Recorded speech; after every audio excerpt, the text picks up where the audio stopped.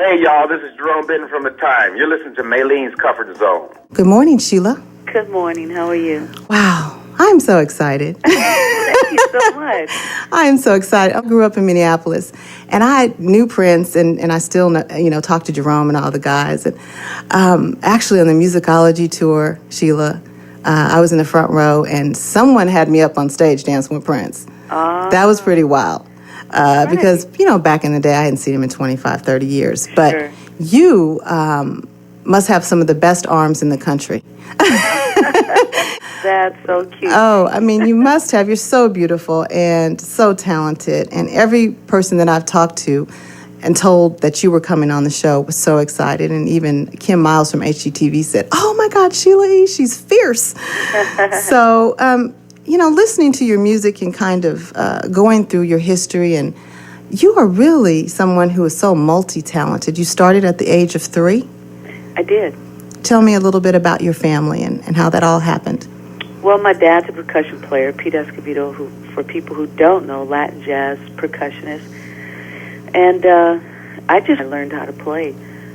He used to have different artists like Cal Jade or Tito Puente, and there are so many, Lou Rawls. I mean, there were so many artists, the Whispers. I mean, I just grew up with bands around. He played with Santana, and so I think just growing up listening to him practice every day, and if his band wasn't, rehearsing at the house, it's like we were always listening to music. Right.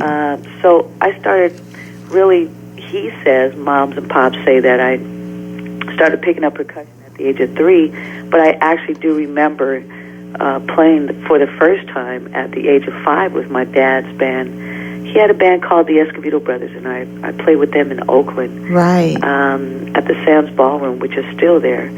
And that was the first experience that I had. And then at the age of 9, he noticed that I was really getting attached to, like, playing the percussion. Once he would get off from practicing or whatever, I would get back on the drums or percussion, mainly percussion, and kind of play around. So he suggested to me to start taking violin at the age of 9. Wow, I didn't know that. Yeah, and I played violin for a good 5 years.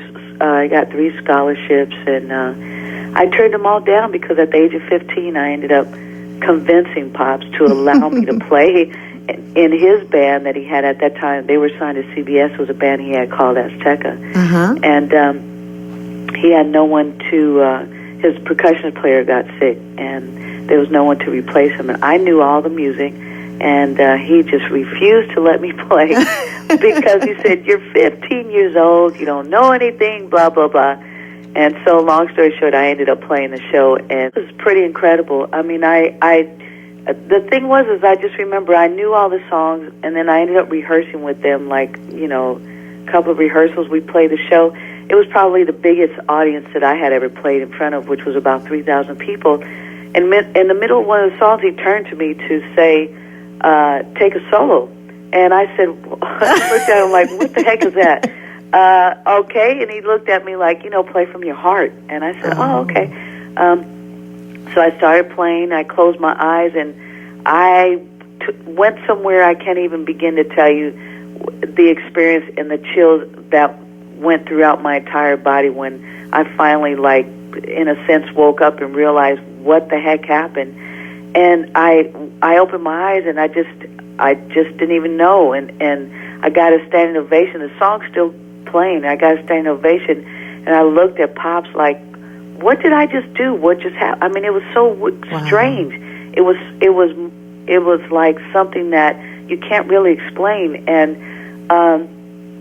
after the performance, then we were backstage, and he just grabbed me. He just said, I can't deny you what you already know. I mean, I had no idea that, you even knew all this. And I said, well, I didn't know either, but the feeling that I had, it was like, if this is, the only way that I could relate to it was like, if this is what heaven feels like, then this is how I want to feel every day. I mean, it moved me so much that I said, Pops, this is what I'm supposed to do. I need to go out on tour with you. And he said, oh, my God. It sounded magical. Oh, it was beyond words. It really was. So that's when you knew Yeah, that was that's it. what you were supposed to do. Yeah. Well, and when you kick off and go into your solos, my goodness, girl, start throwing sticks and everything. I mean, absolutely outstanding. I can't. And I was listening to some of the music on the way. If you listen to Glamorous Life, you know, it's a 9-minute song, and you go into your riff later on. Oh my goodness, I mean, it's outstanding. But I have a message from someone from Minneapolis for you that saw you on the CMT Gone Country, and we'll listen to this real quick.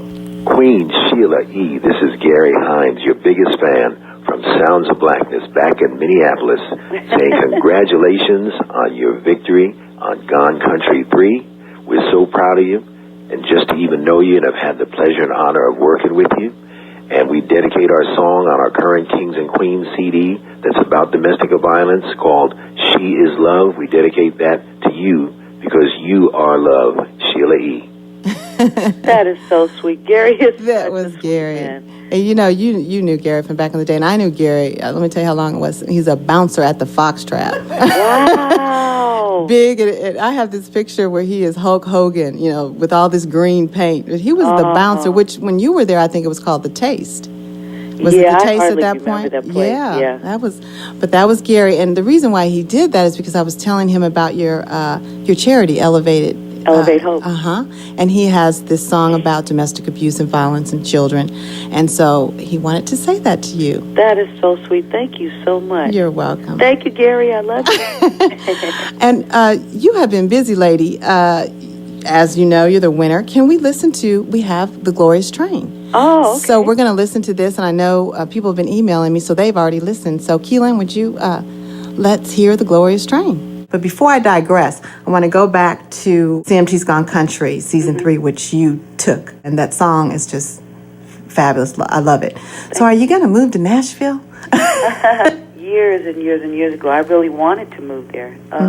Just because of the music scene, because everyone there, it is Music City. They're so diverse there even, but they're great songwriters there. And there's so many, and they come together as a people that there's no backstabbing, not that I've seen. And like I just came back from there a week and a half ago, and I went there just to write. I've never in my entire career sat down to say, hey, let me just do a writing session, because if I'm writing a song, it's in the studio and I just go for it and then it's done, but differently. So a week and a half ago I went to Nashville just to write, and in 4.5 days, I ended up writing 7 songs, complete songs with 7 different people. Wow! And it was amazing. Like that's crazy, but that's what they do, and they're so supportive of each other. And I had such a great experience on Gone Country that most of the writers there on the show, I called them and said, "Hey, I would love to get together with you and try and write." I've never written with other people before like this, you know, and especially people that I don't know. And it was just a joy. I had so much fun. Well, you know, this whole Gone Country thing is just unique anyway, because basically you're 2 weeks in Nashville, right? Right.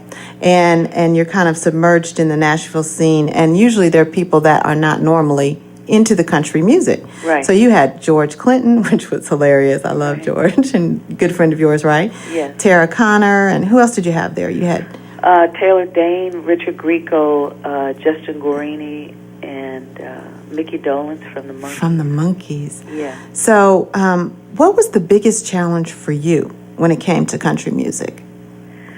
When it came to country music, I mean, first of all, once I saw who was on the show, I was thinking of what could I do that would be different, because I wouldn't.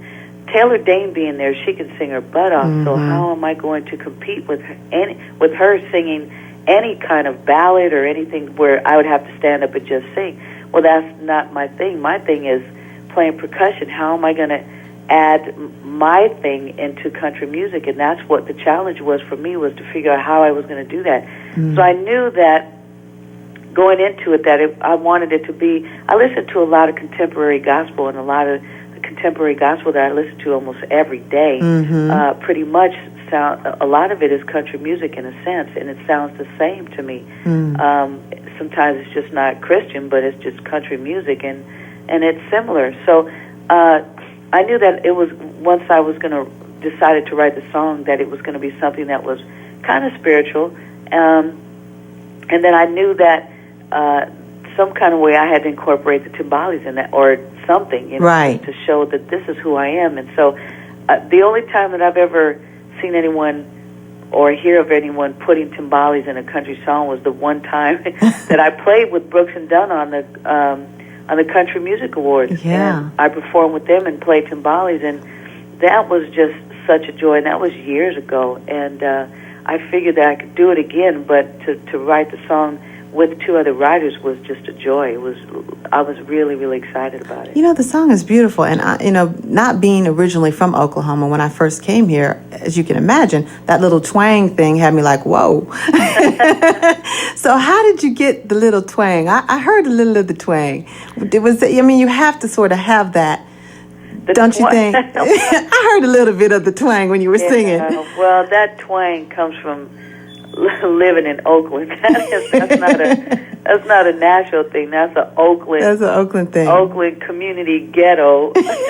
Grew up with my homies thing. That's what that is. Well, it's that's part of the country music, of course. Here, we have Garth Brooks and Toby and all of those. But some of the nicest people in the United States live here in Oklahoma City. I don't know if you've ever been here, but we'd love to have you.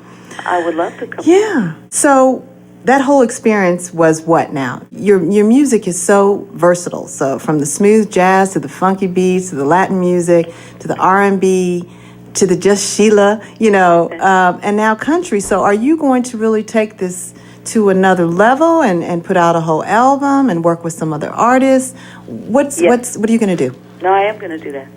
I really want to do if it's country, whatever it is, I want to do a record with writers that have written in Nashville and written for other artists, because I think they're some of the best writers in the world. Mm-hmm. And I think their songs are songs. They're storytellers. The things that they write about is truth, and you can relate to it. And their melodies are something that are memorable as well. So that's who I am. That's what I want to be. That's what I aspire to be, and a good songwriter. So. Again, I want to go back. I want to go back again after I come back from Japan in May, and go back and write some more even. And if it's an album for me, that's cool. If it's not, and we want to submit the songs to someone else, that's even better. But I do want to expand on trying to do a good record and record it in Nashville and put it out. But even right now, it's like I have... there's some new music already coming out. We're hoping it's going to be released by summer. But my family, we just did our first CD together, the E Family. Oh, great. And we have a lot of different artists on the record. And we can't wait for it to come out. It's ready to go. We've got Joss Stone, Earth, Wind & Fire. Oh, man. Raphael Sadiq, George Duke, Gloria Stefan, and Prince. Wow. When is this? This is coming out, we're hoping July, but it might not come out till August. So that's done, and then now I'm working on, I have the all-girls band I have called Coan. Thank you for listening to an excerpt from my 2009 interview with Sheila E. It was featured on my radio show, Maylene's Comfort Zone, on News Radio KTOK 1000 AM. I am currently looking for more interviews from other people from the Minneapolis Sound, so please share and subscribe. Talk to you soon.